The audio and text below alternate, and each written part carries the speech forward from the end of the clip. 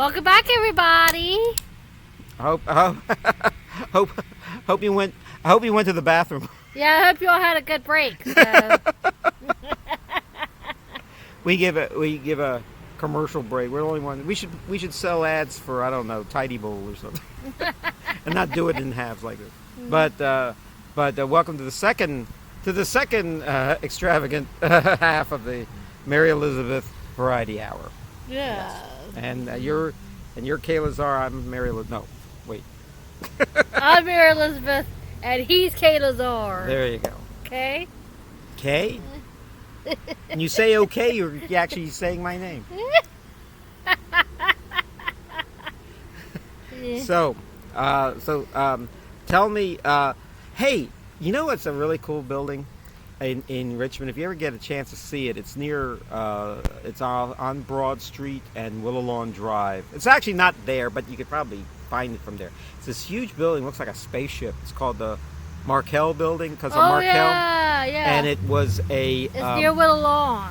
And it was, I think the architect who made it banged.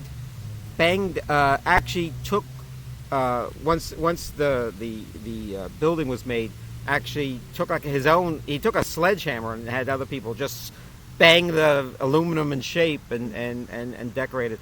There's no other building looks like this, and it's Richmond's most that and in New York. There's a few New York buildings like the Chrysler Building and the museum. The Guggenheim Museum looks, by Frank Lloyd Wright. Yeah. There's all these. The Empire State Building is Art Deco design. There are buildings in Charlottesville by Thomas Jefferson, Monticello, of course, and the Rotunda at the University of Virginia. Mm-hmm. There's buildings, and colleges have all these wild-looking buildings. I was in a college in St. Paul, Minnesota. Right. And I said, what a wild-looking building. It was like their library or one of their... And then I found out years later that was a Frank Gehry building. Oh, okay. Frank Gehry is the architect. Did the Rock... No, he did the... he's done a lot of great stuff, but he did the Walt Disney Center in Los Angeles with the Los Angeles Philharmonic play. And they even had a whole episode of The Simpsons where he was supposed to build a concert hall. I've been to the one in I've been to the Sydney Opera House in Australia. I would love to do that. I've seen a lot of great buildings, and I've seen old buildings. I've seen the Notre Dame Cathedral in Paris. What else I've seen?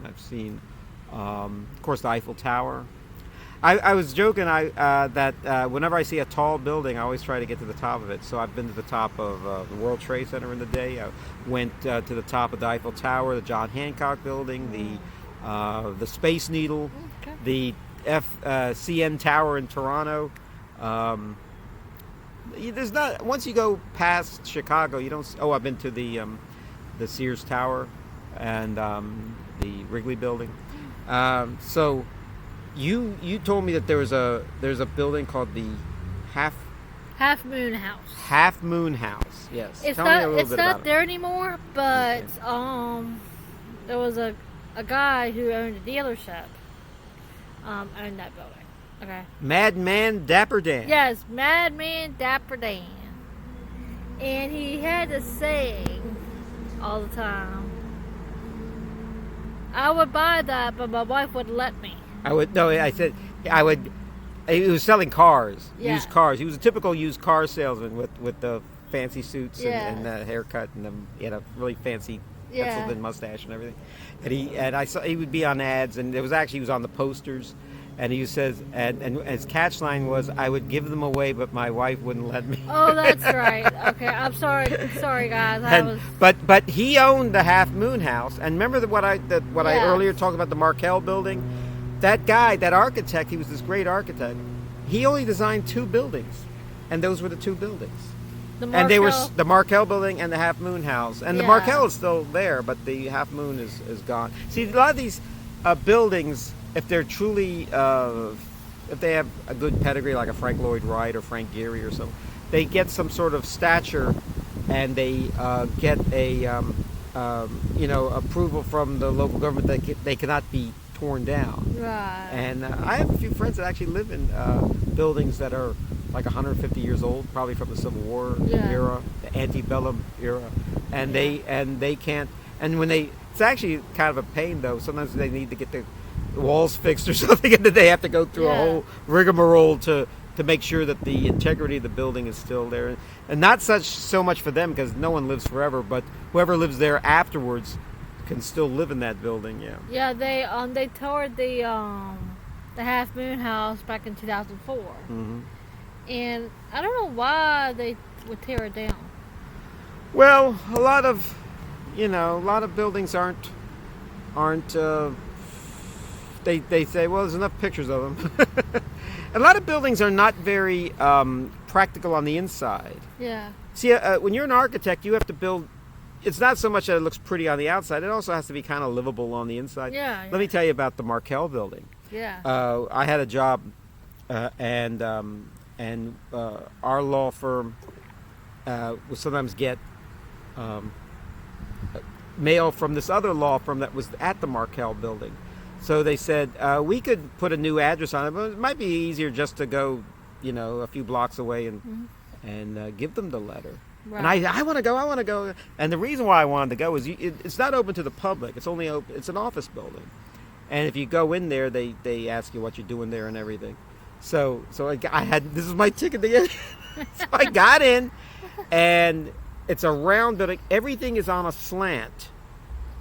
I even wanted to use the bathroom to see what it was like, and the walls were all on a slant. It kind of I could imagine if you worked there all day, it would kind of make you dizzy. Yeah. But I was in there. Yeah. And I I've had my know picture. what it looked like. Yeah, you know what it looks like from the outside. But, yeah. I once filmed with Vinnie Mac, who I do a show with. I sometimes do a show, and I had to try out for. I had to try out for Survivor and to make a video, and I thought and I said, how could I get their attention? So I filmed my little piece, like a James Bond sort of thing. We're running and going up the stairs and everything, and I filmed it at that building on a Sunday when I knew no one was there. I think Vince was the bad guy, and then there was a lovely woman, Susan Highsmith. She played the girlfriend, and I think I wore a white tuxedo. What was this? Oh man, this must have been, how long ago was Survivor? Probably 2001. Yeah, something like that. I never even got the word from the Survivor people that I even tried out. Isn't that wild? Maybe you didn't get in. No, I would make jokes. You know me and the jokes. I said I was one of the top 400,000 finalists for Survivor. They only needed 14, but 12 or 14. But I made the top 400,000. No, but they never even sent me a thank you for applying or anything. I guess they get too many. Yeah. I have friends that applied. You know them, the Frame Sisters. They have applied a few times in the day for America's Got Talent and American Idol. Yeah. And I said, well, what's that like? Do you get to see Simon and Paul Abdul or something? He goes, no, those people are almost there when you get to meet them. There's all these guys with clipboards. Yeah. And they'll stop you while you're in a line with hundreds of maybe thousands of other people in New Jersey or Chicago or California or somewhere, and they'll say, "Sing me a verse of the song," and you sing it a cappella. "Happy birthday to you." I say, no, next person. Go home, and they just winnow them down that point. Now, I think though, this shows you what an entertainment show is like. They if you have any sort of comedic talent, and you could be made fun of by Simon or Paul Abdul or Howie Mandel or anyone on any of these shows. Yeah. They'll show you in the auditions, and they'll have them hold their nose while you're singing and make faces. You're not our type, But most people aren't that terrible. They mainly are sort of, but they're not great enough to win on American Idol. So they're just trying to be comedians. Yeah. So that might be the way to go. Yeah. Just try to be You say, I see. I don't. I can't sing like. I can't sing like Jose Carreras, Yeah. and I can't, or like Elliot Yamin, who actually did make it to go far He was on actually American from Idol. Richmond, Virginia. Yeah, and he but got I but I can be funny. So maybe if I should try it for American Idol and just be funny. There were people that would appear on The Dating Game, stand-up comedians. Yeah. And they knew they weren't going to get picked, Uh-huh. but it gave them it gave them a moment where they could be funny on the show. Yeah. So make fun of Jim Lang or make fun of the show or make it, and of course that they loved it because they ate it up. Yeah. The audience and the producers and Chuck Barris and everything. So my hair is standing on end. I'm so excited here.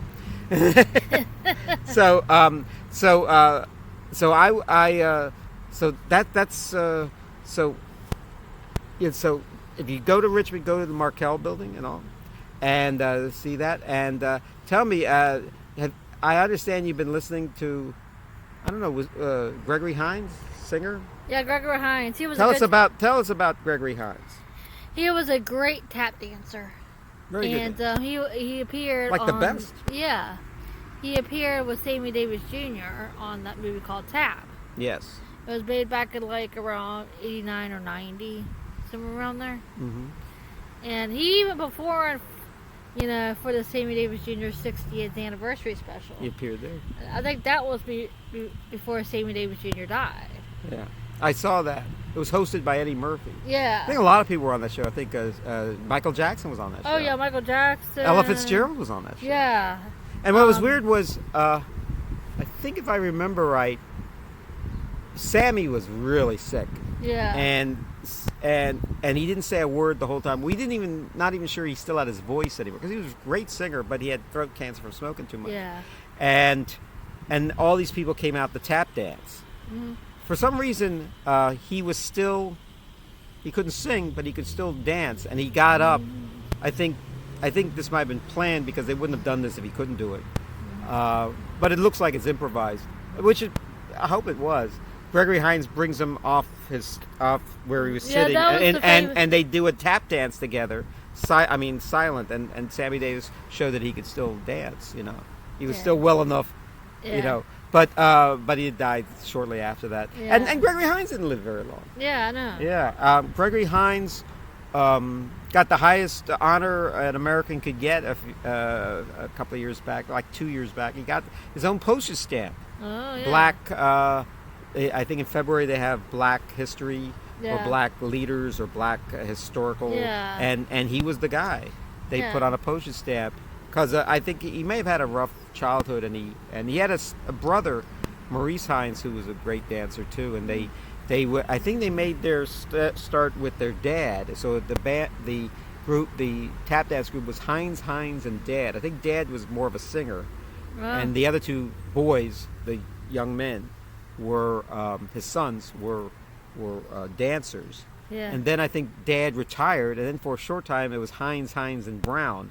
It was Johnny Brown from the you remember from Laugh-In and Good Times. Oh, okay. Bookman or something. He Oh, yeah. And he was a good dancer and a very good singer, a very good comedian and impressionist.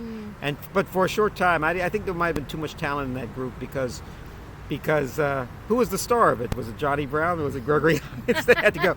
And then Gregory Hines, I have to admit, I didn't know a whole lot about Gregory Hines as a Broadway actor. Yeah. He was this.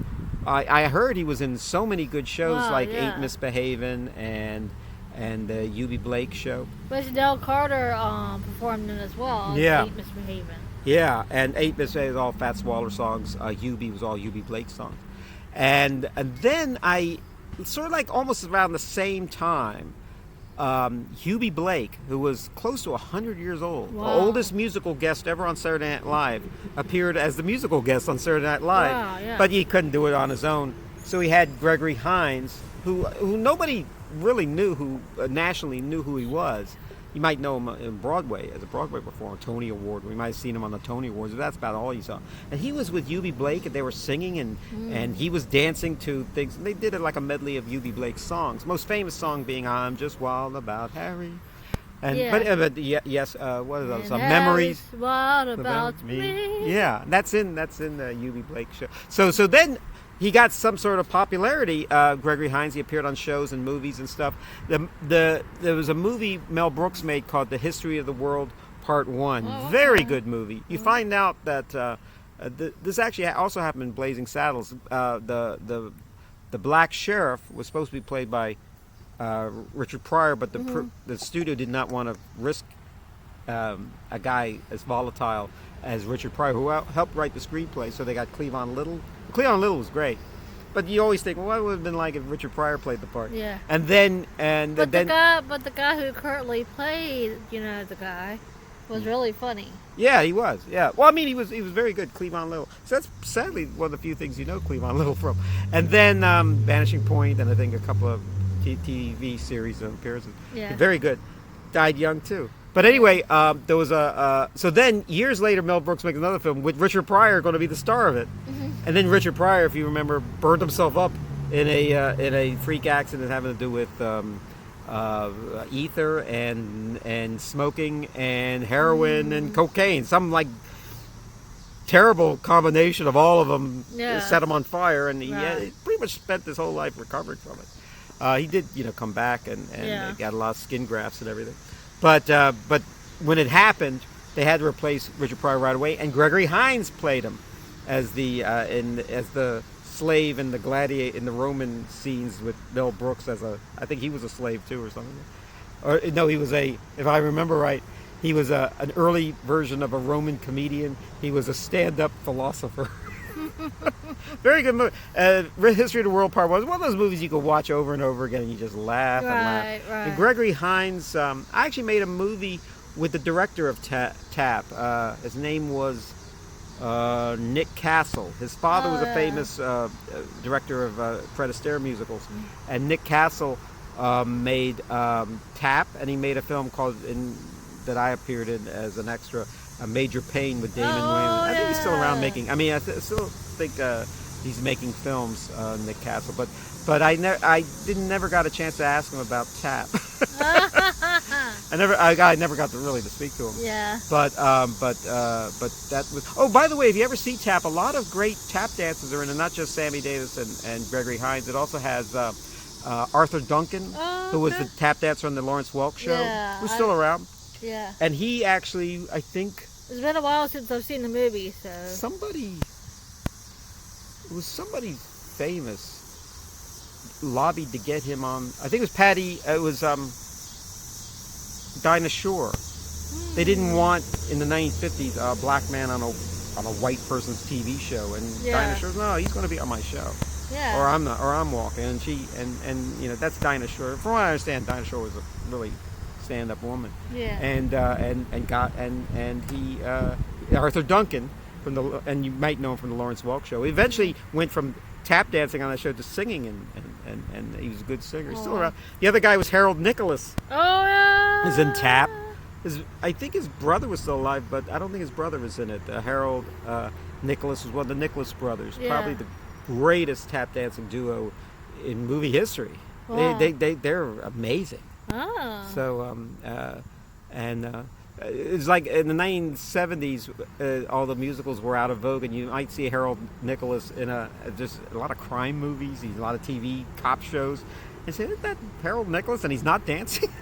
Why waste? Why wait? They eventually got the Nicholas brothers eventually got a special Oscar, and I forget who gave it to them, but it was kind of neat. They showed, you know how they usually show when they give you a special Oscar? These guys were probably in their 60s.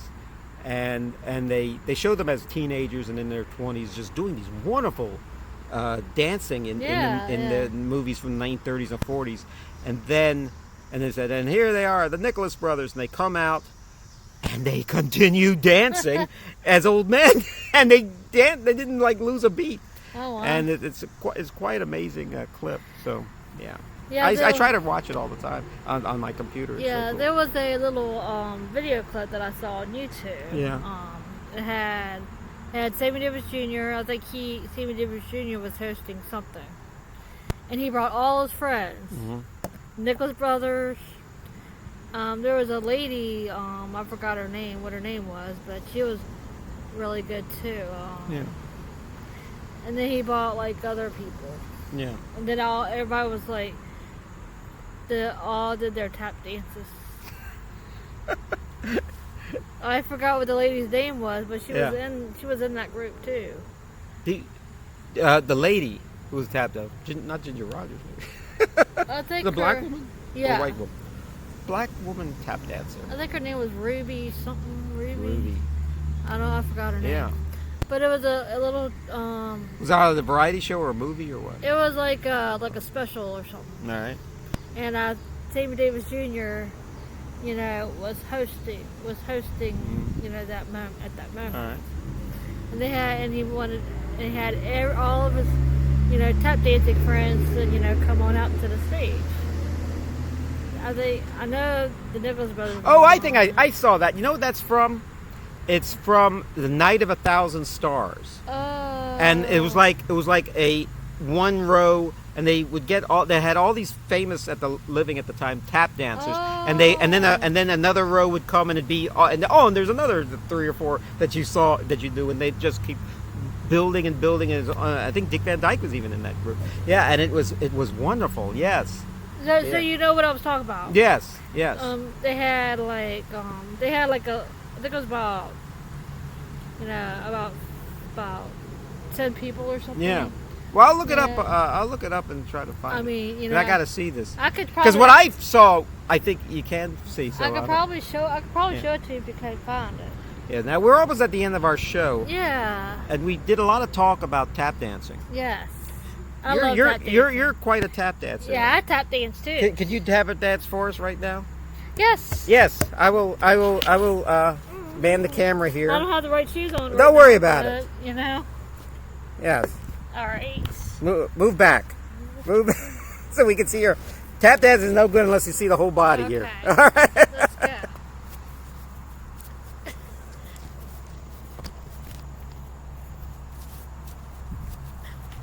Watch those dancing feet. Right on. There you go. Well, I'm not going to be outdone. You see those picnic tables over there? See it? Can you see me? You can't see me. I love to dance. Me too. I love to dance. Yeah, you can see me. Yeah.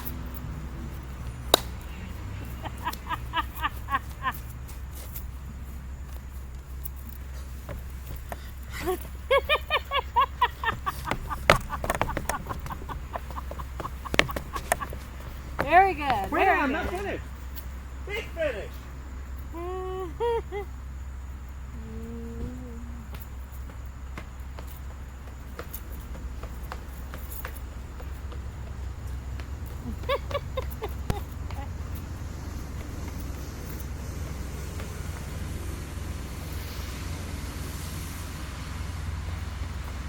gonna join me? Come on over.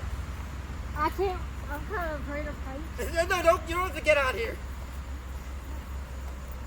All right. Here I come. Whoa.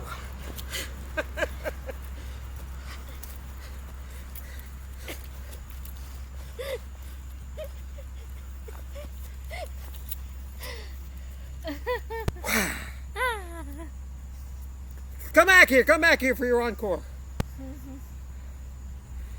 Thank you for watching the Mary Elizabeth Variety Hour. God bless everybody.